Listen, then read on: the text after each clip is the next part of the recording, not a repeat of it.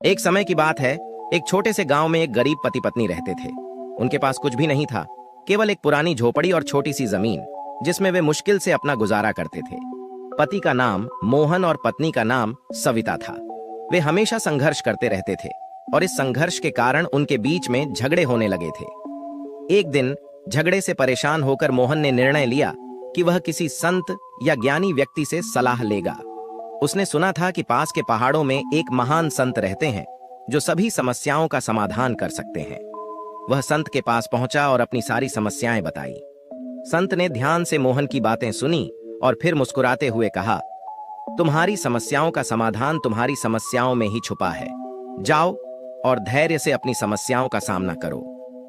मोहन को यह बात कुछ समझ में नहीं आई, लेकिन उसने संत की बात मानने का निर्णय लिया और घर वापस चला आया। घर लौटने पर उसने सविता को संत की बात बताई।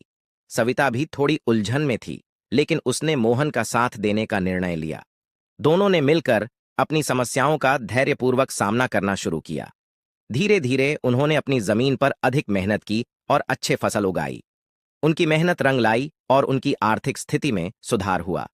इसके बाद भी कभी कभी उनके बीच झगड़े होते थे, लेकिन अब वे समझ गए थे कि हर समस्या का समाधान उस समस्या में ही छुपा होता है। उन्होंने आपस में संवाद बढ़ाया और एक दूसरे की भावनाओं को समझने की कोशिश की। अब वे हर समस्या को मिलकर सुलझाने लगे और उनके बीच प्यार और समझ बढ़ गई। कुछ महीनों बाद मोहन फिर से संत के पास गया और धन्यवाद दिया। उसने कहा, आपकी बात सच थी। हमारी समस्याओं का समाधान वास्तव में हमारी समस्याओं में ही छुपा था। हमने धैर्य और मेहनत से सब कुछ सुलझा लिया।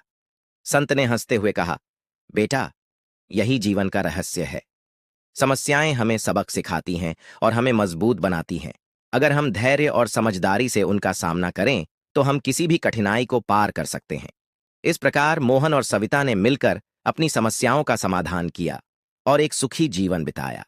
इस कहानी से हमें यह सीख मिलती है कि समस्याएं हमारे जीवन का हिस्सा है और उनका समाधान धैर्य, मेहनत और समझदारी से ही संभव है।